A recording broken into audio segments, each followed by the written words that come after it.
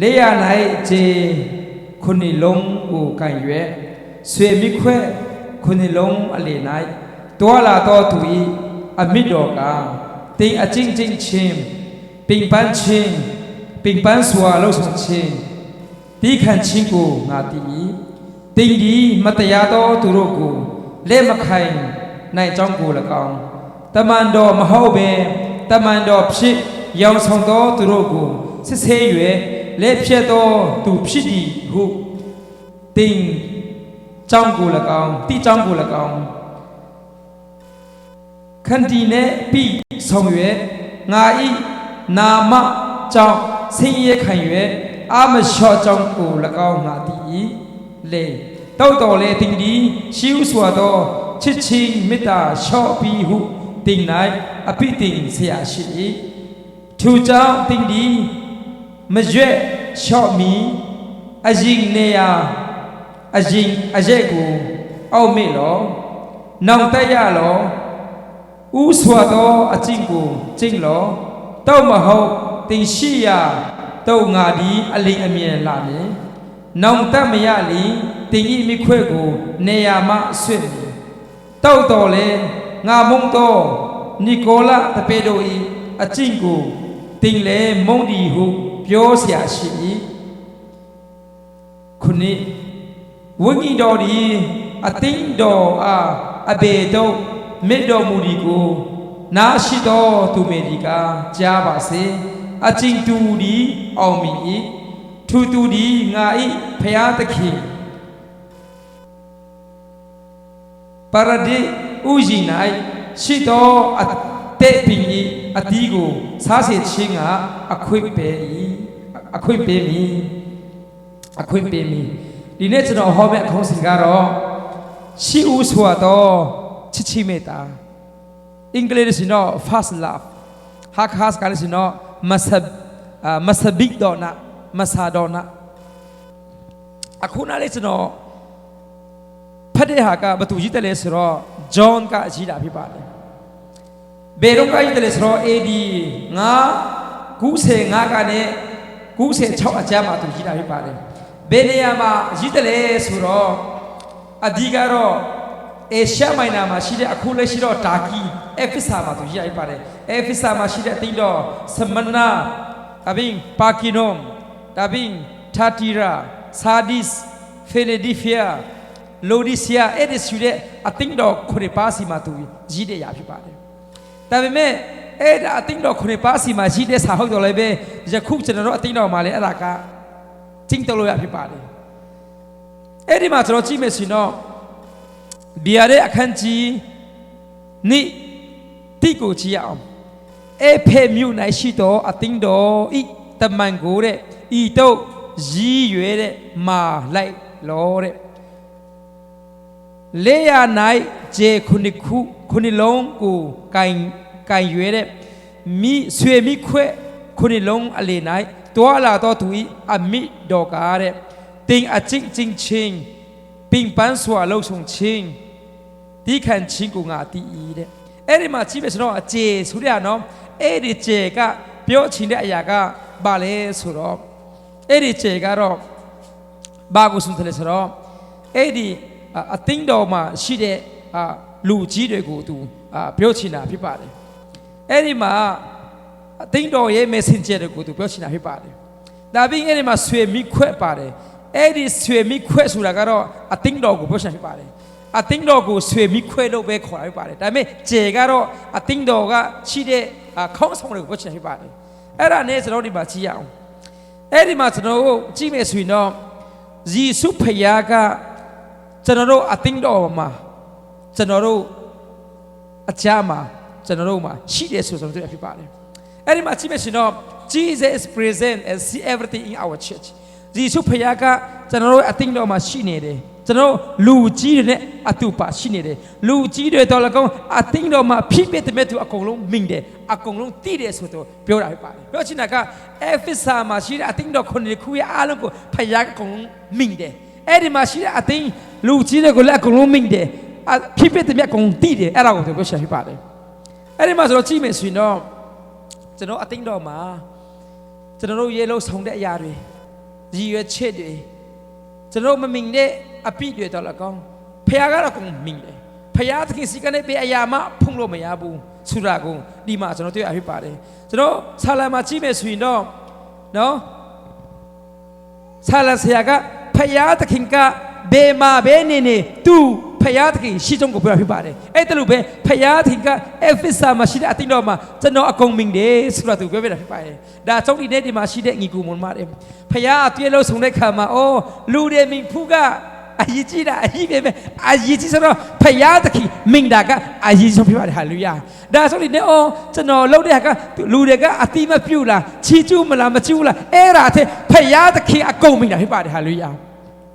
ဒီနေ့မဆွေတင်လို့တဲ့မြတ်ကလူတွေကမြင်ကောင်းမြင်နိုင်မယ်နော်အတိမပြုတ်ချီမပြုတ်မယ်ဒါပေမဲ့ဖခင်သခင်ကသူ့အတိလုပ်တဲ့အရာအလုံးကိုသူမြင်ပါတယ်ဟာလေလုယာဒါကြောင့်ဆက်အားမငယ်နဲ့ဖခင်အသေးလို့တဲ့အရာတွေအားလုံးဖခင်အကုန်မင်းတယ်ဟာလေလုယာအသင်းတော်တဲ့တမင်စီလေးတာတို့ရည်လူတာတို့အသင်းတော်တဲ့တနိုင်ဖက်ကနေလို့တဲ့အရာတွေအားလုံးကိုလူမမင်းလဲဖခင်အကုန်မင်းတယ်ဟာလေလုယာဒါကြောင့်ဖခင်အသေးပင်ပန်းတဲ့အရာတွေကိုဖခင်ကမမင်းတဲ့အရာတစ်ခုမှမရှိဘူးအကုန်မင်းတာဖြစ်ပါတယ်ဒါကြောင့်ဒီနေ့ဒီမှာရှိတဲ့ဒီကိုမွန်မတွေဒီနေ့အသင်းတော်ဖခင်သခင်ဟာဖြစ်ပါတယ်ဒါကြောင့်ဒီနေ့ဖခင်သခင်တဲ့လို့တဲ့အရာတွေအားလုံးဖခင်အကုန်မင်းပါတယ်အဲ့ဒီမှာကြည့်အနံပါတ်ကိုကြည့်ရအောင်အနံပါတ်နဲ့တောင်းကိုကြည့်မယ်ဆိုတော့တင်ဒီတဲ့မတရားသောသူတို့ကိုတဲ့လက်မခိုင်နိုင်ကြောင်းကို၎င်းတဲ့တမန်တော်မဟုတ်ပဲတဲ့တမန်ဖြစ်ရောင်ဆောင်သောသူတို့ကိုဆေးရွယ်တဲ့လက်ဖြစ်သောသူဖြစ်သည်ဟုဒီကြောင်းကို၎င်းတဲ့ခန္တီနဲ့ပြဆောင်ရွယ်ငါဤနာမကြောင်းဆင်းရဲခံရွယ်တဲ့အာမလျှော့ကြောင်းကိုငါ၎င်းငါတီးဤတဲ့ငါတီးဤတဲ့ဖခင်ကအဲ့ဒီမှာကျွန်တော်ကြည့်မယ်ဆိုရင်တော့ဖခင်သခင်ကသူကျွန်တော်ရဲ့ကျူးစားတဲ့အရာကိုလည်းမြင်တယ်ကျွန်တော်စိတ်ရှည်တယ်လည်းမြင်တယ်လူတွေကစိတ်ရှည်တာကမြင်ချင်မှာအဲဆိုတော့နင်စိတ်ရှည်တာမရှိဘူးဆိုတာနင်အနာမှာမင်းတို့တာမဟုတ်တာအဲ့ဒါကြောင့်ကျွန်တော်ကျူးစားတဲ့အရာတွေအားလုံးကလူတွေကအကုန်မြင်ချင်မှာအဲဆိုကူကျူးစားတဲ့မြတ်အရာတွေလုံးတို့ရှိမှလောက်တာမဟုတ်တာကူကအဲ့ဒါတို့ချင်းပါလေဆိုတော့ဒီနေ့ဖခင်သခင်ကတော့အေဖစ်စာမှာတဲ့တင်းတို့ရဟောဖို့ကျူးစားတဲ့အရာတွေစိတ်ရှည်တဲ့အရာတွေအကုန်ကျွန်တော်မြင်တယ်တဲ့ဒါဆိုမတရားတဲ့အရာတွေကိုမခံနိုင်တဲ့အရာကျွန်တော်အမြင်တယ်တဲ့ဒီမှာကျွန်တော်ကြည့်ရအောင်ဖခင်သခင်ကကျွန်တော်ရဲ့ service တွေကိုလှုပ်ဆောင်တဲ့မြတ်သူမြင်တယ်အမှန်တရားအရာခဲတဲ့ချိန်မှာအမှန်တရားတဲ့ညရက်တိကြောင့်လည်းဖခင်တည်တယ်ပြောတယ်ဟာလေလုယာလူအနေနဲ့အမှန်တရားတဲ့ရက်တည်တဲ့ခါမှာခဲတယ်လေဒါပေမဲ့ဖခင်ကရက်တိကြောင့်မြင်တယ်နော်ပစက်ကလည်းပြောတော်လေပဲနော်မဟုတ်တဲ့ဟာတွေကိုမခံချင်တဲ့ကိုဖခင်မြင်တယ်တော့ထဲမှန်တယ်လေဒါတွေကဖခင်သခင်ကလည်းကျွန်တော်တို့ရဲ့လှုပ်ဆောင်တဲ့မြတ်ကိုသူက record လုပ်တယ်သူကလူတွေကကိုယ့်ရဲ့လှုပ်တဲ့မြတ်ကို record လုပ်နိုင်မလဲကိုယ်တို့မလုပ်နိုင်ဘူးလေဒါပေမဲ့ဖခင်သခင်ကတော့သူ့အတေလှုပ်တဲ့အရာတွေအားလုံးကိုအကုန်လှုပ်တဲ့အရာလုံးအကုန်လုံးတစ်ခုမဖြစ်ဘူးတင်လှုပ်တဲ့မြတ် record လုပ်မယ်ဆိုရင်တော့ကွန်ပျူတာလေးဆက်မဟုတ်ဘူး memory လေးဆက်မဟုတ်ဘူးဒါပေမဲ့ဖခင်သခင် memory ကဘယ်တော့မဖူပါဘူး hallelujah ဒါကြောင့်ဒီနေ့ဖခင်သခင်အကုန်လုံးသူက record တဲ့ဆိုကျွန်တော်တွေ့ရဖြစ်ပါတယ်ကျွန်တော်ကလတိ6ခုမှာကြည့်မယ်ဆိုရင်တော့နော်အကုန်လုံးတဲ့နေရာမှာလုံးဝနော်အာမရှောက်ဖို့ဖခင်ပြောတယ်ဘာလို့ဆိုတော့အဲ့ဒီအတီးကိုကျွန်တော်စားမှာဖြစ်ပါတယ်ပြောတယ်ဒီနေ့အကုန်လုံးတဲ့အရာတွေအားလုံးကလူတွေကမမြင်တော်လဲပဲဖခင်သခင်ကလူတွေကမမြင်နိုင်တဲ့အတီးကိုစားရမှာဖြစ်ပါတယ်ဟာလေလုယာ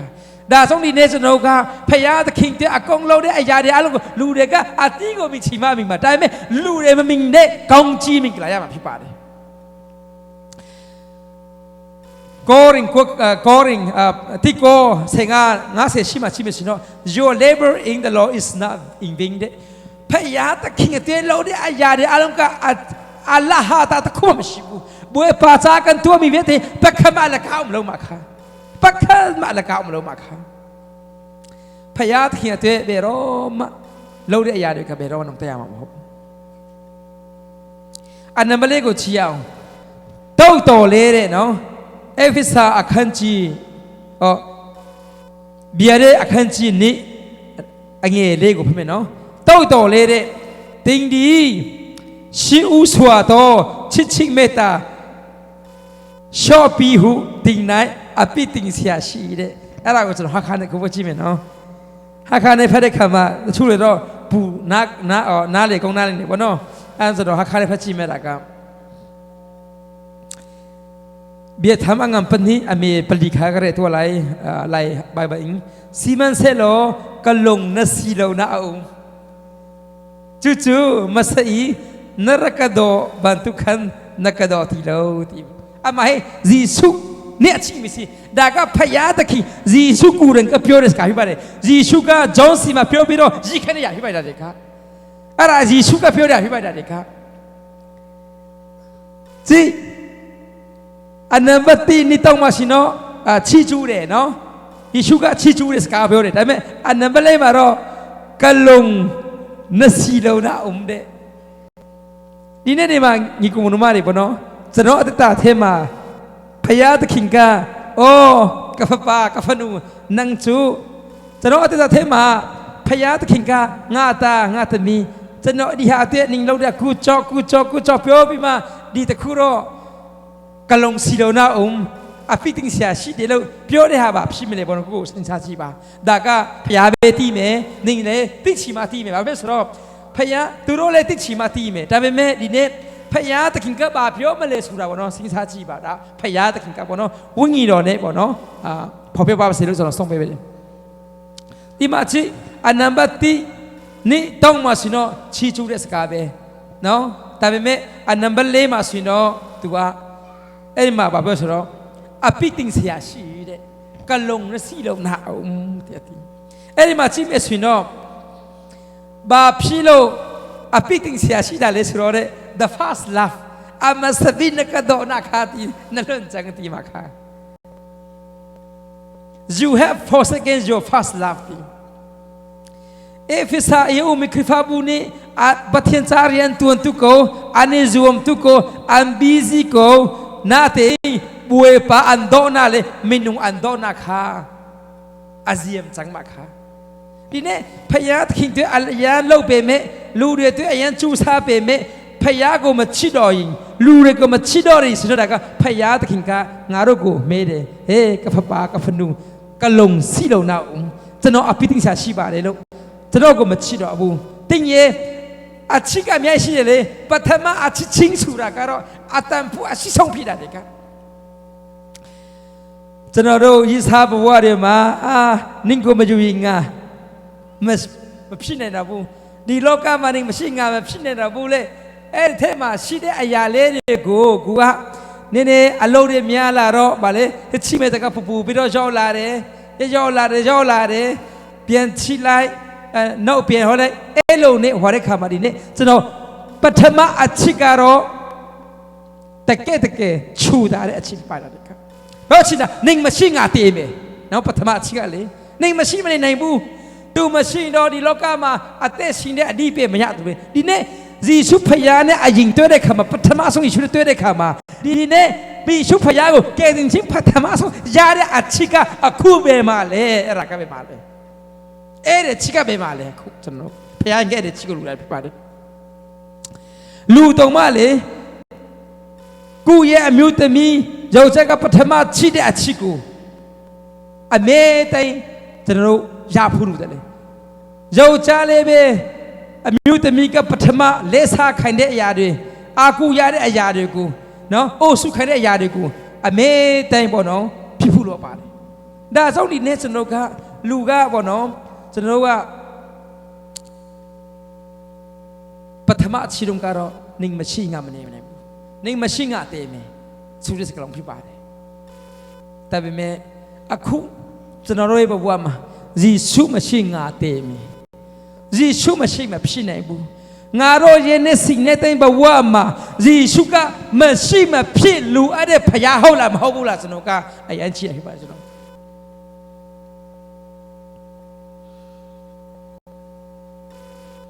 Ini macam nasi mesino. Cici metari mah. General Patama la Sura, Patama. General ye Chichide, Miashima, Betame, Dine, Patama song Chide Yaka, Z Chupulu. No, Ku Tata Midigo Chia me, မေတ္တာစုကိုချီရမယ်တကယ်ချစ်တွေကိုချီရမယ်လူတွေကိုချီရမယ်ဒါပေမဲ့ကျွန်တော်တို့အချစ်တွေရဲ့အားလုံးထဲမှာပထမအချစ်ကဖျားစီပဲဖလို့ပါတယ်ကျွန်တော်ပထမကဖျားနေရဖလို့ပါတယ်ကျွန်တော်ကလူတွေကိုချစ်ပါဒါပေမဲ့ဒီနေ့ဖျားသခင်ကိုကျွန်တော်ကပထမအချစ်ပဲဖလို့ပါတယ်အဲ့ဒီမှာပထမအချစ်ကအလုံးမြလာတော့နည်းနည်းအေးလာတယ် mechanical နော်ဖြစ်တာ mechanical ဆိုတာစက်ကနူမှာပဲအဲ့လိုနူမှာပဲစက်ကနူမှာပဲသူကနှွေးတယ်လေနော်ပြောချင်တာကအဲ့ဒါပုံမှန်မနှွေးတော့ပဲနဲ့တခုဖြစ်မှာပဲပြင်ပြီးတော့နူအဲ့တော့ပြင်တေခါနီးတယ်ပြင်အေးလိုက်ပြင်နူလိုက်အဲ့လိုမဟုတ်ပဲနဲ့အဲ့ဒီဖယားသခင်စီမှာအချစ်ချင်းကအမဲတဲ့နှွေးတယ်ဖလို့တယ်ဟာလေလုယာဖယားသခင်ရဲ့ချစ်ကတော့ငါတို့မိဆက်လို့ဖို့ကြီးလိုက်ဖြစ်ပါတယ်ครับမိဆက်ကတော့မနူးရင်သူကအေးလေးပဲလေအဲ့ဒါနူးမှပဲသူကအသက်ရှင်လာဆိုဒီနေ့ဖယားသခင်ရဲ့မိဆက်လို့ပဲမဟုတ်ပဲအနေတဲ့အော်စတီလူလေလူအနေတဲ့အသက်ရှူတိုင်းမှာဖယားချစ်မေတ္တာကျွန်တော်ကဖယားကိုချစ်တဲ့ရာကိုကျွန်တော်ကအမြဲတမ်းပေါ်ဖို့ပါတယ်ဒါကြောင့်ဖယားသခင်ကအဲ့ဒီ the first love ကိုသူရှာဖြစ်ပါတယ်အဲ့ဒီမှာကြည့်မယ်ဆိုရင်မိုင်ကန်တဲ့ယုံကြည်ခြင်းနဲ့မိုင်ကန်တဲ့အစနှလုံးသားအကြီးဖြစ်ပါတယ်ဖယားသခင်တွေအလုံးအရာများပေမဲ့ဖယားသခင်တွေလှုပ်ပေမဲ့ကျွန်တော်နှလုံးသားကယေရှုနဲ့ဝေးနိုင်တယ်ကျွန်တော်ကအဲ့ဒါဆိုဒီနေ့ဖယားနှုတ်လိုက်ခြင်းနဲ့နှလုံးသားကဖယားနဲ့ဝေးနိုင်တယ်ဒါဆိုဒီနေ့ဖယားသခင်ကငါတို့နှလုံးသားကနဲ့သူ့အချစ်ကိုလို့ရှာဖြစ်ပါတယ်Ephesus no theology အရန် perfect တယ် Ephesus no ဒေါ်ထင်သူတို့အရန်ကောင်းတယ်နော်မာယူတဲ့သူချင်းတွေမကြိုက်ဘူးသူတို့အရန်ဟောတယ်ဒါပေမဲ့သူတို့မှာချင်းမေတ္တာကအေးသွားတယ်နော်လူတွေကိုချစ်ချင်းလူတွေချင်းချစ်ဖို့တဲ့တလကောင်းဒီနေ့ကျွန်တော်ခုမေးရအောင်နော်ကျွန်တော်ရဲ့အသိတော်မှာတော်မေတ္တာဆုမတလကောင်းဖယားသခင်ကျွန်တော်ချစ်တဲ့ຢာကကျွန်တော်အေးပြီလားအချင်းချင်းကျွန်တော်ချစ်တဲ့ຢာကအေးပြီလားကျွန်တော်ကဟောရအောင်ချစ်ချင်းမဲ့တကအရန်အချစ်ဟိပါတယ်ကျွန်တော်ကအရန်ချစ်ဟိပါတယ်ကျွန်တော်တို့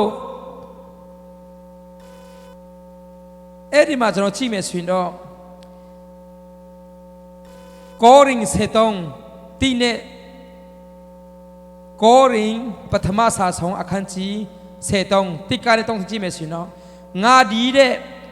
လူဘာသာစကားကို၎င်းတဲ့ကောင်းကင်တမန်စကားကို၎င်းတဲ့ပြောနိုင်တော်လေမေတ္တာမရှိလင်အတိုင်မီတော့တပူးခရံကဲတော့၎င်းတဲ့ဒီတိုင်ကိုတာတဲ့ပေတတော်လင်ကွင်းကဲတော့၎င်းဖြစ်တဲ့ပြောချင်တာကဘလို့ဒီလောကမှာပညာလည်းအကုန်ရဒီလောကစကားတွေလည်းအကုန်ရပရောဖက်ညလည်းရရင်လည်းပဲချစ်ချင်းမေတ္တာမရှိဘာအကျိုးရှိတယ်ကကျွန်တော်က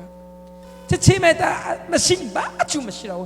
ကျွန်တော်မေတ္တာဆုမတယ်ကောအသိတော်မှာတယ်ကောကျွန်တော်ကအဓိကချစ်ချင်းမေတ္တာဖြစ်ပါတယ်ကကျွန်တော်တို့ကအရာရာအလုံးလောက်နိုင်မယ်ဒါပေမဲ့ချစ်ချင်းမေတ္တာမရှိကျွန်တော်ကအလကားဖြစ်ပါတယ်ကျွန်တော်ကဘာဖြစ်လို့ကျွန်တော်မေတ္တာဆုတွေကအဖို့ရှိတွေကဖယားသခင်ချစ်မေတ္တာနဲ့ဒီထုံထက်ရတယ်ဖြစ်ပါတယ်က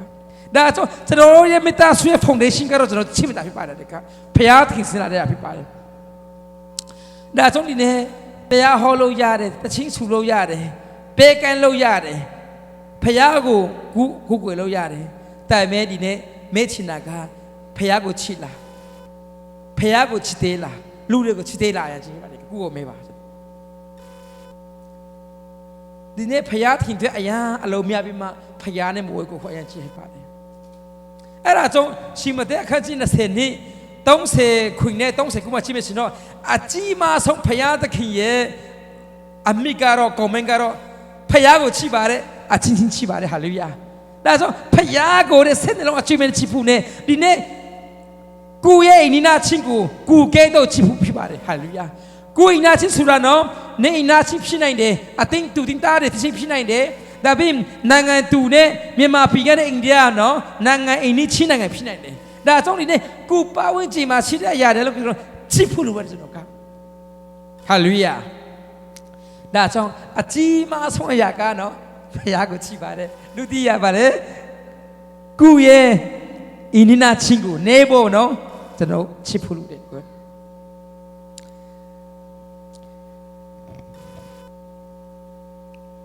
ကျွန်တော်တို့ရှင်ယောဟန်ခရစ်ဝင်အခန်းကြီး20တိအခန်းငယ် ဆေငါနဲ့ကြီးမယ်ဆိုရင်တော့ယေရှုဖခင်ကပီတာကိုတောင်းခါတိကျွန်တော်ကိုချစ်လာလို့သူမဲတာသူယေရှုဖခင်ကချစ်မဲ့တာအချစ်ကိုခံချင်လို့ဖြစ်ပါတယ်ဒီနေ့ဒီမှာရှိတဲ့မင်္ဂလာတွေနော်အချစ်မခံချင်တဲ့လူမင်္ဂလာရှိမှာမဟုတ်ပါဘူးအဲ့ဒါလိုပဲယောက်ျားတွေကကျွန်တော်တို့အတော့မချိုင်းလေယောက်ျားကိုအားကူးပါတယ်ဆိုတာနော်အားကူးပါတယ်နော်ဆိုတာမကြချင်တဲ့ယောက်ျားလေးမရှိဘူးယောက်ျားတွေကဘယ်လိုပဲကျွန်တော်တို့အတော့မချိုင်းတုံမလေးနော်မိန်းမတွေကကျွန်တော်ယောက်ျားအားကူးလို့ကောင်းတယ်ဆိုတော့ကျွန်တော်ကဗာလေကြိုက်တယ်ကျွန်တော်ကအဲ့ဒါလိုပဲမင်္ဂလာတိုင်းဘသူမသူကတော့ချစ်စရာကောင်းလိုက်တာနော်မင်္ဂလာတဲ့အချစ်မခံချင်လို့မရှိဘူးအဲ့ဒါလိုပဲဒီနေ့ကျွန်တော်ကဖယားသခင်ကတော့ငါတို့ကအရင်ချစ်ပြီးတော့ကျွန်တော်တို့အတွက်အတိတ်ပြတာပေးတယ်ဒါမှတရင်သူ့ကိုချစ်ဖို့ရတဲ့သူကတောင်းနေတာဖြစ်ပါတယ်ဒါအကြောင်းဒီနေ့ဖယားသခင်ကငါတို့ကိုအားရပါရချစ်ပြီးတော့ကိုယ့်အချစ်ကတော့မတောင်းပြန်ရင်တော့ကျွန်တော်ကတည်တော့အချစ်ပြီးကျွန်တော်တဲ့ကဒါအကြောင်းဒီနေ့ကျွန်တော်ဘဝမှာပိုင်တဲ့အရာကအသက်ရှင်တဲ့ချစ်ချင်းကိုပိုင်ဖူးလို့ပါတယ်ဟာလေယာတည်တဲ့ချစ်ချင်းဖြစ်ဖို့ဖြစ်တယ်ကျွန်တော်တို့ရဲ့အတ္တမှာနော်အသက်ရှင်တဲ့လှုပ်ရှားတဲ့အချစ်ပထမအချစ်ကိုအမဲတဲ့အသက်ရှင်ဖူးလို့ပါတယ်ဖယားချစ်ခါစားမှာရှင်လက်တင်လေဖယားကျွန်တော်ဘဝကိုလိုက်ပြလဲတော့နော်ကျမလူချင်းမှာဖြစ်ပါစေနဲ့ကျွန်တော်လူချင်းဖြစ်ပါစေနဲ့ဖယားလူချင်းဖြစ်ပါစေလို့အရာအလုံးထားခဲ့ပြီးမှအရာအလုံးယူပါအောင်ပြောင်းပြီးမှဖယားတပည့်စေခဲ့တယ်ဒါပေမဲ့ဒီနေ့အဲ့ဒီဖယားကိုနေပထမဆုံးချစ်တော့ကဖယားနဲ့အရင်တွေ့တော့ကဖယားကိုအဖြစ်ပေးတော့ကဖယားကနေကိုစားပြီးမှဝိညာဉ်တော်နဲ့လာကောင်ဆရာမကိုတောင်းချအဖြစ်ဤဝကလေးလုံးချင်းအဖြစ်တော့လကောင်ဖယားကတင့်ကိုစားပြီးမှဖယားကိုပြန်ချစ်တဲ့ဖယားကိုယုံကြည်တဲ့ခံတဲ့နေ့ရဲ့တင်ချုံဖက်ချက်ကိုအမေတဲ့ရှိစေပါလားဒါကအရင်ဆုံးပါဟာလေလုယာ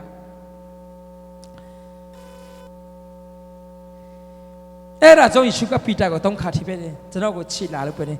ဒီနေ့ယေရှုကကျွန်တော်ကိုမေးတာဖြစ်ပါတယ်ကျွန်တော်ကိုတကယ်ချစ်လာတယ်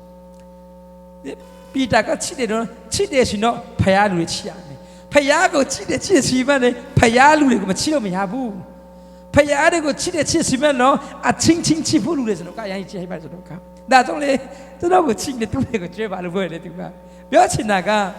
ဖယားယေရှုကိုချစ်တယ်ဆိုမှလူတွေကိုခကြိုးမဆိုင်လူတွေကိုမချစ်လက်တာကဖယားသခင်စီကလာတဲ့အချင်းမဲ့ကမပေါ်တော့ဘူးလားဒီကဒါကြောင့်ဒီနေ့ကျွန်တော်တို့ကျမ်းစာကပြောတဲ့အကြီးမားဆုံးကတော့ဖယားကိုချစ်ပါတယ်လူတွေကိုချစ်ပါတယ်ယေရှုကပြောတာဖြစ်ပါတယ်နံပါတ်5မှာကြည့်ရအောင်သူကြောင့်တင်းဒီဘီယာဒေ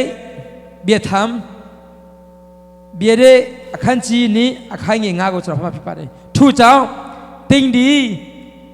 မဆွေရှော်မီအဂျင်းနေယာအရက်ကိုအောမဲလောနောင်တရလော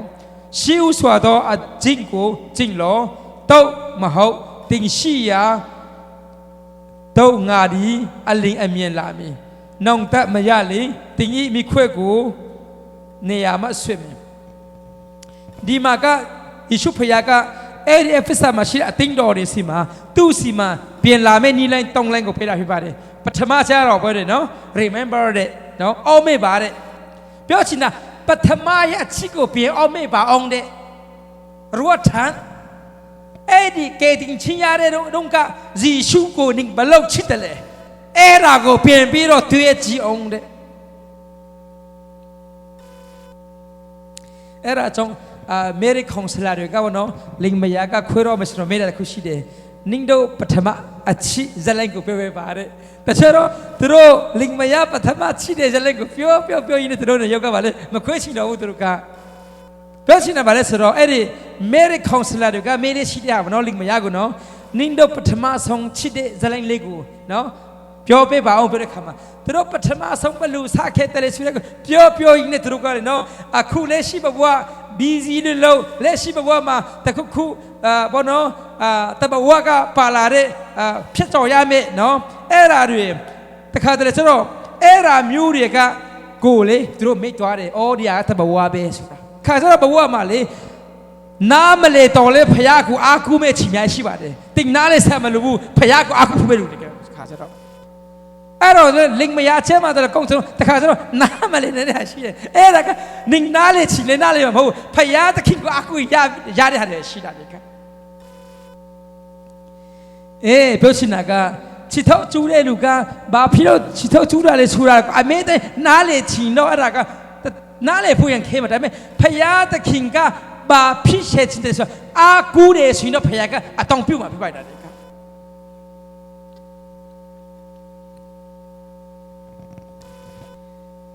Facebook မှာကျွန်တော်မှာပြီးကားပဲเนาะသူမှချစ်ထုတ်မရှိဘူးလဲမရှိဘူးเนาะသူကဖယားချီးမွမ်းတာကိုမြင်တဲ့ခါမှာเนาะလေเนาะကျွန်တော်လူမရှိဘူးချစ်ထုတ်လဲမရှိတော့လဲပဲချီးမွမ်းတာကိုမြင်တဲ့ခါမှာเนาะအော်ဖယားခင်စီမှာအမေတဲ့မဲခွင့်မဲရင်သူနားလေမလားဘောเนาะဒါပေမဲ့နာတခါဆိုတော့ဖယားကိုမဲခွင့်မမဲပဲနဲ့အာကူဘယ်အာကူဖလူရတဲ့ချီမှာရရှိပါတယ်တခါတော့ကျွန်တော်အဲ့ဒီဂျိုင်းကောင်မှာရှုပ်ပွဲတစ်ခုမှကျွန်တော်တွားပြီးမှဒီအင်္ဂလိပ်တွေကပြရရှိတယ်သူတို့က scientist တွေဖြစ်တယ်အဲ့ဒါနဲ့ပြတဲ့ခါကျတော့ကျွန်တော်ကနားလေဆရာမလို့ဘူးဒါပေမဲ့သူတို့ကနော်နားလေဆရာမလို့သူတို့ကပြနေတာပဲအဲ့လိုလုပ်ပါသူတို့စကားကိုနားထောင်ဖို့ပဲကျွန်တော်ကပြီးဆိုတော့ကူကတွားပြီးတော့အဲ့လိုတွားတွဲပဲရှင်ကျွန်တော်နားလေဖူးရန်ခဲမှာတခါတလေကျတော့နော်ကူကနားလေဆရာမလို့ပဲအာကူပဲကူမဲ့ချင်တဲ့ခါတည်းရှိတယ်ဒါကြောင့်ဒီနေ့ဘဝမှာနော်လေမုံတိုက်တဲ့တိုက်လို့နော်ဖယားသခင်စီကနေလာတဲ့ဖယားရဲ့ပထမအချစ်ကိုမပြောအောင်အရင်ကြည့်ပါတယ်တဲ့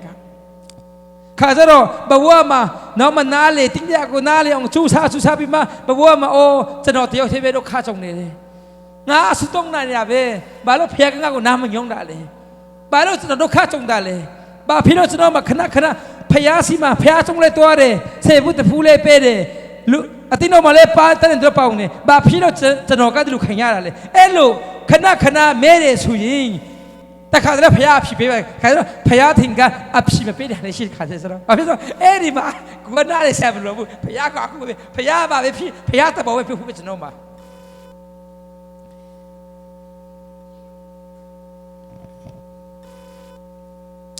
အဲ့ဒီမှာကျွန်တော်ပထမတော့ပြင်ပြီးတော့နော်နင်ဘလောက်ထိကြပြီလေနော်အဲ့ဒီနောက်ကိုပြင်ကြည့်ပါတယ်နော်နောက်ကိုပြင်ကြည့်ပါတယ်ပထမဆုံးယေရှုဖယားကိုနင်တွေ့တဲ့အချိန်နော်ဖယားတခင်ကတင်းကိုဘလူခေါ်တယ်လေတင်ကဘလူတုံးပြတယ်အဲ့ဒါကိုပြင်ပြီးတော့အောက်မေ့ပါတယ်ဒုတိယအနေနဲ့ repair တဲ့နှုံတက်ရလောတဲ့နှုံတက်ရပါတယ်နှုံတက်ရတဲ့ဆိုတာ sorry ပြောတာဘယ်မဟုတ်ဘူးကျွန်တော်တို့ရဲ့အတွေ့တွေကိုဒီနေ့ကိုကျွန်တော်ကပြောင်းဖို့လိုအပ်ပါတယ်ဥမာခါကြတော့ကလေးတွေကစကားမကုန်းခါပြောတယ်မပြောတဲ့ဘိုင်း sorry ပြန်ပြောတယ်ပြောစင်တာက sorry တော့ခဏပြောပေမဲ့ခဏလောက်တာကမဟုတ်ပဲနဲ့အဲ့ဒီမှာ repent နောင်တရလို့ဆိုတဲ့အရာကတော့ဗာလဲဆိုတော့ကဲတင်းရဲ့နော် line ကိုပြောင်းတော့တင်းရဲ့အမင်ကိုပြောင်းတော့တင်းရဲ့အပြောစုကိုပြောင်းတော့ပြောင်းရမယ်ဖြစ်ပါတယ်ဒါကြောင့် sorry လို့ပြီးမှမပြောင်းတာမဟုတ်ဘူးနဲ့ပြောင်းပဲအဲ့ဒါဆုံးဒီမှာကျွန်တော်ကြည့်မယ်ရှင်တော့တမန်တော်3စကူမှာကြည့်မယ်ရှင်တော့ repent and turn to God နှုံတရားပြီးတော့ဖျားခင်စီပြန်လာပါလို့ပြောတာဒါဆိုနှုံတရားတယ်ဆိုတာကတော့ sorry ပြောတာကောင်းတယ်ဒါပေမဲ့ကျွန်တော်ဖျားခင်စီမှာလာဖို့ရဲပဲတဲ့ကဖျားခင်ကိုမချစ်တော့ဘူးရှင်လည်းပဲ sorry ဖျားခင်ကိုမချစ်လိုက်ဘူး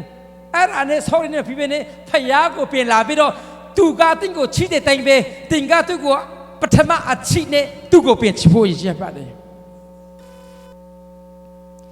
အဲ့ဒီမှာကျွန်တော်ပြန်ကြည့်မစင်တော့ number 3မှာတော့ warning ပေးတယ် warning ဥစွာတော့အကျင့်ကိုဆိုတာဥစွာတော့အချစ်ကိုပြန်ချစ်လို့တဲ့ဥစွာတော့အကျင့်ကိုကျင့်လို့တဲ့တော့မဟုတ်ရင်တဲ့အခုတင်ရှိတဲ့နေရာကအလင်းမြန်လာပြီးတော့တဲ့နှုံသက်မရရင်တဲ့တင်ကြီးမိခွက်ကိုနေရာမှာဆွဲမယ်တဲ့အဲ့ဒီမိခွက်ရအတင်းတော်ဘောနော်လောက်ပြောချတယ်အဲ့ဒါတော့ပြောချင်တာဆိုတော့အခု office မှာတွားကြည့်မယ်ဆိုတော့အဲ့ဒီအတင်းတော်ကမရှိတော့ဘူးဘာဖြစ်ဆိုတော့ဖယားသခင်ကယေရှုဖယားကဂျုံကိုတုံးဖြစ်ပြောတဲ့အရာလည်းကိုပြီးဆုံးသွားပြီသူကပြောချင်တာကနှုံသက်မရရင်အတင်းတော်တဲမယ်ဆိုမှ office အတင်းတော်ပြောတယ်ကဲနင်းတို့နှုံသက်မရရင်နင်းတို့အတင်းတော်တဲမယ်ဆိုမှသူက warning ပေးတယ်သူကအဲ့ဒါကြောင့်အခု office မှာတွားလေရင်တော့တဲ့အတင်းတော်ကအဲ့ဒီဟာတွေကဗျာဒိတ်မှာပြောတဲ့ဟာတွေကမရှိတော့ဘူးပြောချတယ်အဲ့ဒီမှာဇာယဝဲ6ဒုတိယဆာဆုံးခုနှစ်ဆယ်လေးကိုကျွန်တော်ဖတ်မှပြပါတယ် ငါနာမဖြစ်တမုတ်တော်ငါလူတို့ဒီကုကိုနိချက်တဲ့ဖြစ်ငါမျက်နာကိုရှက်လက်စုသုံးပထမပြု၍အဓမ္မလိုင်းကိုလွဲချောင်လက်ငါဒီကောင်းကင်ဘုံ၌နားထုံမယ်သူတို့အပြစ်ကိုဖြီ၍သူတို့ပြည်ကိုချမ်းသာပေးမည်တဲ့ဒါအကြောင်းဒီနေ့ဖျားသခင်ကနော်နှုံတက်ရတယ်ဆိုတာကုလုံးမိတဲ့အရာတွေကို sorry ပြောဖို့နဲ့မဆုံးပဲနဲ့ဖျားသခင်ဆိုပြန်လာဖို့ဖျားတော်ရှင်းပြဆိုတော့ဒါအကြောင်းဒီနေ့အဖစ်ဆာမှာရှိတဲ့တင်တော်တွေကိုကျွန်တော်ရှင်းပြလာခဲ့ပါတယ်ကျွန်တော်ရှင်းပြန်လက်ပါအောင်လို့ပြောတယ်သူကဒီနေ့ကျွန်တော်တို့ကောင်းကင်ကိုပြန်လဲအောင်ဟာလေလုယာဖျားသခင်စီကိုပြန်လဲအောင်ကျမ်းစာပြန်ဖတ်ရအောင်စုပြန်တောင်းရအောင်ဒီနေ့ကျွန်တော်ဘဝမှာဘီဇီလင်းလို့ကျွန်တော်စုတောင်းတာတွေကျွန်တော်ကပေါ်ရောက်နေတယ်ပြည်သလားကျွန်တော်ကကျမ်းစာဖတ်တဲ့တွေကိုကျွန်တော်ကရောက်နေပြီလားကျွန်တော်တို့ဘဝမှာကျမ်းစာလည်းပြန်နေဖတ်ရအောင်ကျွန်တော်ကျမ်းစာကိုပြန်ဖတ်ရအောင်စုပြန်တောင်းရအောင်ကျွန်တော်အနံပါတ်6မှာပြည့်တဲ့အခန်းကြီး6မှာတောက်တော်လေငါမုံတော်နီကိုလာတပေတော်ဤအချင်းကိုတင်းလေမုံဒီဟုပြောเสียရှိတဲ့ပြောချင်တာကယေရှုကပြောတယ်အဖက်ဆာမှာရှိတဲ့တင်းတော်တွေကိုကျွန်တော်မုံတဲ့နီကိုလတ်တပေတော်ကိုလည်းတင်းတော်မုံတယ်အဲ့မှာချီချူတဲ့စကားပြင်လာပြီမှာချီချူတဲ့ဟာနီကိုလာကအတင်းလူကြီးတယောက်ဖြစ်တယ်သူကဝိညာဉ်တော်နဲ့နော်ဝိညာဉ်တော်နဲ့ရှိရလို့ဖြစ်ခဲ့တယ်တမိုင်းရထစ်တဲ့ရှင်ကဘာပြောလဲဆိုတော့အဲ့ဒီနီကိုလတ်ကတဲ့အတင်းတော်လူကြီးမှပါတော်လဲပဲတဲ့နောက်နှုံမှာသူကချော်လဲသွားတယ်သူကကြဆင်းသွားတယ်သူကလဲသွားတာပေါ့ဒါပြီးသူကနောက်မှာချက်တော့ဗာလေမယုံကြည်သူတွေရောတော့ပြီးတော့နေထိုင်တယ်အဲ့ဒါကြောင့်မယုံကြည်နော်လူတွေနဲ့အားလုံးဆင်ပြေအောင်နေချင်တာပေါ့แต่มาแต่ไม่တော်တော့ဘူးအဲ့ဒါနီကိုလာသူ့ရဲ့တမိုင်းကိုချိမဲ့ရှင်တော့အဲ့ဒီမှာပြင်ချိမဲ့ရှင်တော့ဘာလန်ဘောနော်အဲ့ဒီနီကိုလတ်နဲ့ဘာလန်တို့အထူတာဘာလဲဆိုတော့ဘာလန်ကတော့ဣသရေလတွေကလေနော်မယုံကြည်သူတွေနဲ့အတူနေဖူးတဲ့သူကအားပေးတယ်ဘုရားမဆိုင်တဲ့ဟာအဲ့ဒီတိမ်ပဲနီကိုလတ်ပဲလေကျွန်တော်ယုံကြည်သူတွေကျွန်တော်မယုံကြည်တွေကိုနဲ့ပုံကြီးလေးပါဖြစ်ပါဘူးနော်ဘုရားခွင့်ပေးတာတဲ့လူတွေလို့ရပါတယ်အဲ့ဒီစကားကြောင့်ဖယားကသူမုန်းတာဖြစ်ပါတယ်အဲ့ဆိုတော့ကဲယုံကြည်သူတွေတတန်းစီနေရမယ်ဆိုမဟုတ်ပဲယုံကြည်သူတဲ့လူတွေလို့ရပါတယ်ဘယ်ရှင်ကယုံကြည်သူနာမည်ပဲယုံကြည်သူခံပြီးတော့ခရိယန်ခံပြီးတော့နေထိုင်တာကမယုံကြည်သူလို့ရအောင်လို့မယုံကြည်သူလေဗာလေလက်ထဖယားမတည်လူလေးပဲအတူနေထိုင်အဲ့ဒါကိုသူတို့အဖြစ်ပါတယ်ဒါပြီးသူတို့ကကြေးတော်ကအကုန်လုံးကာပါတယ်ဖုံးကွေတယ်ကျွန်တော်ကခရစ်တော်မှာလွတ်လပ်ပြတာဖြစ်ပါတယ်ချီမသူတို့ကအဲ့ဒီပွဲတော်လေးပဲအဲ့ဒီနတ်ကူကွေတဲ့ပွဲတော်မှာအစားလေးသူတို့စားတယ်ဒါပြီးမယုံသူတို့လည်းအတူနေတယ်အဲ့ဒါကိုသူတို့လက်ခံတဲ့ဟာဖြစ်ပါတယ်အဲ့ဒီနီကိုလတ်ဖွဲ့တဲ့ကအဲ့ဒီမှာကျွန်တော်ကြည့်မယ်ဆိုရင်တော့အဲ့ဒီနီကိုလီတန်ကဘာတင်ပေးတယ်လဲဆိုတော့ပထမကတော့ဗာလေ Lord does not matter grace cover all sin so go sing တဲ့ကျေးတော်ကအကုန်လုံးပေါ့နော်အပိတို့အလုံးကိုကာပါတော့ပြီတဲ့ဖုံးကွယ်ပြီတဲ့အကြောင်းကျွန်တော်အပိတို့ရင်လည်းပဲဖျားကြီးတော်ကငါတို့ခွင့်ပြီတဲ့အပိလို့ရတယ်ဆိုတာသူကတပြည့်တယ်ပြပါတယ်လူကြီးလည်းပါပြောတယ်ဆိုတော့အဲ့ဒီမယုံကြည်တွေယူရတဲ့သူတို့ကနော် miss တယ်သူတို့ကရောင်းတော့ပြီးနေပြီတဲ့ပြောဆိုတော့အဲ့ဒီတကယ်မကောင်းတဲ့ပေါ့နော်အရာတွေလေသူတို့လုပ်တယ်ဒါပြီးသူတို့ကဖျားသခင်ကပေးတဲ့လွတ်လပ်ခြင်းကိုလေသူကပေါ့နော်လှည့်သွားတာပြောချင်တာကfreedom ကိုအလွဲသုံးစားတာအဲ့ဒီပြောချင်တာကယေရှုကငါတို့ကိုအပိကနေခွင့်လွှတ်ပြီးဆိုတာကို तू ကဗာလေ तू ကလွတ်နဲ့ तू ကအပိတဲ့လုံးရတယ်ဆိုတာကို तू ထင်သွားတာကျွန်တော်အခုအမေရိကန်မှာရှင်တို့ကလေးတွေအရန်လွတ်အဖေကိုလည်းတိုင်လို့ရတယ်အမေကိုလည်းတိုင်လို့ရတယ်အဖေကိုစက်တယ်လို့ရတယ်အမေကိုလို့ရတယ်ကျမဘဝကျမခန္ဓာကိုယ်ကျမပဲသူပြီးမှအမေရိကန်မှာလွတ်လပ်ရေးကိုအများကြီးတောင်းတဲ့လူတွေအများကြီးရှိပါတယ်အခုနီကိုလီတန်နဲ့အဖွဲ့တွေလည်းအများကြီးရှိပါတယ်ကပြောချင်တယ်ဆိုတော့အဲ့ဒီကနီကိုလာရဲ့သူတင်ပေးချင်မှာငါတို့နော် freedom ကိုသူအလွယ်သုံးစားတယ်အဲ့ဒါကြောင့်ရှင်ပေါလုကလည်းပဲအဲ့ဒီနီကိုလီတန်ရဲ့တင်ပေးချင်ရတယ်ကိုနော်ယုံကြည်သူတွေကမယုံကြည်သူတွေခြားကိုခြားနာရမယ်အပြောဆိုတဲ့ထဲမှာခြားနာရမယ်ဆိုတော့တင်ပေးတာဖြစ်ပါတယ်က မယုံချစ်သူတွေလူပဲနေတယ်ဆိုရင်တော့ဒါကဘာလဲဖျားမုန်းတဲ့ရာဖြစ်ပါတယ်ဒါကြောင့်ယေရှုကသူ့ကိုဘာကြောင့်မုန်းတယ်လဲဆိုတော့ why Jesus hate နော်ယေရှုကဘာလို့မုန်းလဲဆိုတော့အဲ့ဒီဟာကလူတွေကိုငရဲကိုပို့တဲ့ဟာဖြစ်ပါရောဆိုတော့လူတွေကိုတော်ပြီးလို့ပါနော်ဒါပြီးရင်လေနော်အတူနဲ့ထိုင်မယ်နှုံတရားဆာမလူဘူးအဲ့ဒါပေါ့နော်ဒါပြီးရင်ဂျေးတော့ကိုလေ तू ကဂျေးတော့ကိုလေပေါ့နော် तू ကပြည့်ရည်ပြုတ်တယ်ပြောချင်တာကအဲ့ဒီ freedom ဖယားကအပိခွတ်လို့ပြီးဆိုရကို तू ကအပိလို့ဖို့တောင်းလိုက်တာ तू ကဒါကြောင့်ဒီနေ့အမေရိကန်မှာလေဒီမိုကရေစီကိုအလွဲတုံးဆိုင်လို့အများကြီးရှိပါတယ်အဲ့ဒါကြောင့်အဲ့တလူပဲဒီနေ့ယေရှုခေတ်မှာအများကြီးရှိတယ်ဒါပြီး destroy witness church into no different than pagan word အဲ့ဒီအတင်းတော်ရဲ့အိမ်မိတ်တွေဖယားသခင်တီထုံတဲ့အတင်းတော်တန်းရှင်းတဲ့အတင်းတော်အဲ့ဒီຢာတွေကိုတကယ်ယူရနဲ့လူမှုဘာမှမချတော့ဘူးအကုန်လုံးသူသွားပြီယုံကြည်သူနဲ့မယုံကြည်သူကခွဲချက်လို့မရအောင်အကုန်လုံးသွားပြီအဲ့ဒါခါကျတော့ဖယားသခင်ရဲ့အိမ်မိတ်ဖယားသခင်ပုံတန်ကိုလည်းဖြစ်စီသွားတဲ့အရာဖြစ်ပါတယ်အဲ့ဒါကြောင့်ယေရှုကမုန်းတာဖြစ်ပါတယ်အဲ့ဒီမှာပြောဆိုတော့ကျွန်တော်မုန်းတဲ့ဟာတင်မုန်းတယ်လို့ပြောတယ်အဲ့ဒီမှာကကျွန်တော်တို့တတထဲမှာဒီလောကလူတွေနဲ့ကျွန်တော်ကချင်နာဖို့လိုပါတယ်အပြောအဆူအနေထမ်းနေတိုင်းကျွန်တော်ကတူဖို့လိုပါတယ်မတူဖို့လူချစ်ပါတယ်ဖယားမုန်းတဲ့အရာကိုမုန်းဖို့လိုပါတယ်ဖယားချစ်တဲ့အရာကိုကျွန်တော်ချစ်ဖို့လိုပါတယ်စာလံ90ခွင်အခိုင်ငယ်ဆယ်ကြည့်မယ်ဆိုတော့ထာဝရဘုရားကိုချစ်တော်သူတို့မကောင်းသောအမှုကိုယွင်ရှာကြလောတဲ့ဖယားသခင်ကိုချစ်တော်သူတွေနဲ့မကောင်းတဲ့အရာကိုယွင်ကြပါတဲ့မုန်းကြပါတဲ့နော်ကိုရောဤတန်ရှင်းသူတို့ဤအသက်ဝိညာဉ်ကိုဆောက်မတော်မူ၍မတရားသောသူတို့ဤလက်မလဲကေနှုတ်တော်မူပါတဲ့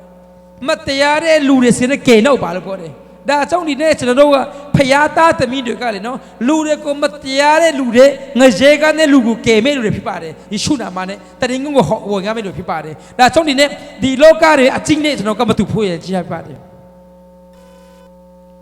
အဲ့ဒီမှာကြည့်မယ်ဆိုရင်တော့အနံပါတ်9မှာဗျာတဲ့အခန်းကြီး9ခွင်ဝိညာဉ်တော်ဒီတဲ့အသင်းတော်တို့အားအဘေတော့မေတော်မူဒီကိုနိုင်ယူနာရှိတော်သူမေဒီကာကြားပါစေအချင်းသူဒီအောင်မင်းဤထူသူဒီငါဤဖယားသခင်ပရာဒေဥယီ၌ရှိတော်အသက်ပင်ဤအတီးကိုစားစေခြင်းကအခွင့်ပေးမိတဲ့ကျွန်တော်အဲ့မှာလည်းပြထားတယ်နော်ပရိုဂျက်မှာလည်းပြထားပေးတယ်နော်ပြောချင်တယ်မှာလဲဆိုတော့အဲ့ဒီမှာအောင်မီမဲမအောင်မီဤတဲ့အသက်ပင်ဤအတီးကိုစားစေခြင်းကအခွင့်ပေးမိတဲ့အဲ့ဒီမှာအောင်မီဤဆိုတဲ့ကတော့ overcome ပြောချင်တာကဖယားသခင်စီမှာတစ္ဆာရှိလို့တယ်ပထမဆုံးယေရှုကိုနဲ့တွေ့တဲ့ခါမှာသူ့အပေါ်မှာချစ်တဲ့တိုင်းပဲတစ္ဆာရှိနေကျွန်တော်တို့ဘယ်အချိန်မှာဘယ်လာဒီလောကတော့နော်မူရွာလိုက်နေပူလိုက်စနုကြလိုက်မကြလိုက်ဖြစ်မှာပဲဒါပေမဲ့ဒီလောကချင်းနေမလို့ပဲလာဖယားပေါ်မှာချစ်တာဘယ်ရောမှမပြောင်းလဲဘူးရပဲကျွန်တော်ကဖယားသခင်ကိုကျွန်တော်ကပထမအချစ်ကိုအမေတည်းပဲဖူလို့ပါတယ်ကျွန်တော်ကဒီလောကမှာချစ်စရာကောင်းတဲ့ຢာတွေများလာပြီဒါပေမဲ့ဖယားသခင်မဖဘယ်အရာမှပထမမလာဘူးကြီးပဲကျွန်တော်အဲ့ဒီမှာ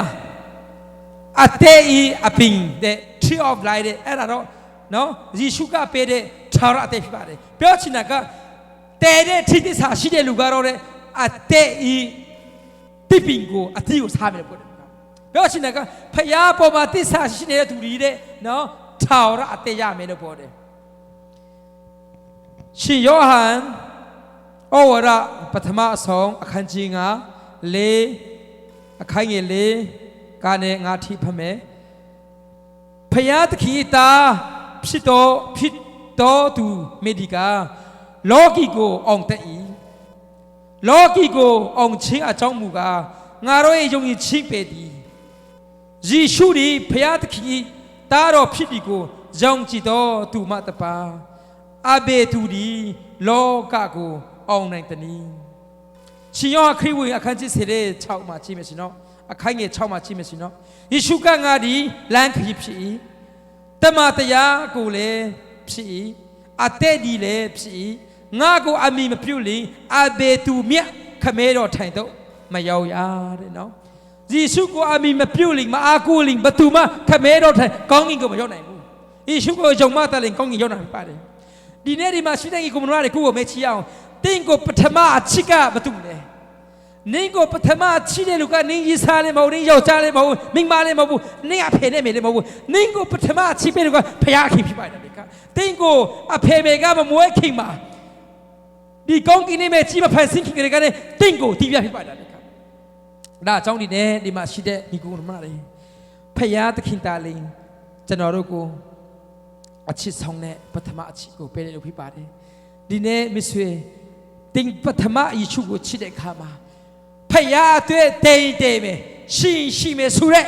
အသက်ရှင်တဲ့မိကေတော့ပတ်တဲ့ချစ်အဲ့ရာကိုမတည်ဖူးရန်အတွက်အဲ့ရာကိုမဖြားဖူးရန်အတွက်ဖယားတော်ရှိပါတယ်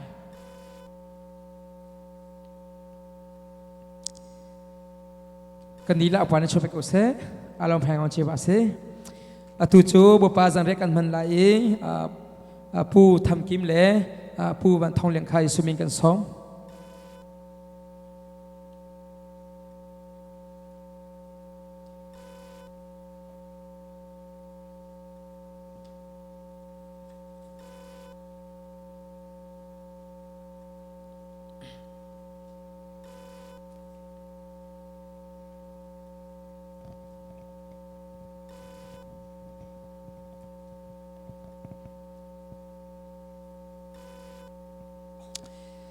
akabom tu upana kalom bupaming tu cupat hembia kareta lai kuakhana koring angan lekhat ame kule thonging kule rutiang kare lai zecha tia kan pe chimina chongpia na hi buipa sin kamhumi si kan buipa Jesu Christu an roizana khan chankha alai pathian sina tha acham nuwa achoi hi kapum asi nan ma cha asi ke ma philona a tua u ati chu ban tu thiam thian in zan re adi in trai kha alai hi rai hi pathian be kam na thar ka thi in ka feter mi asi hi rai na ning pha te ke ma philona cha ding u ati chu cha hi chan nan e i rai na ding pha te boi pa aral han tian athina kong kha nan chimasi kandila upane chokam pek ose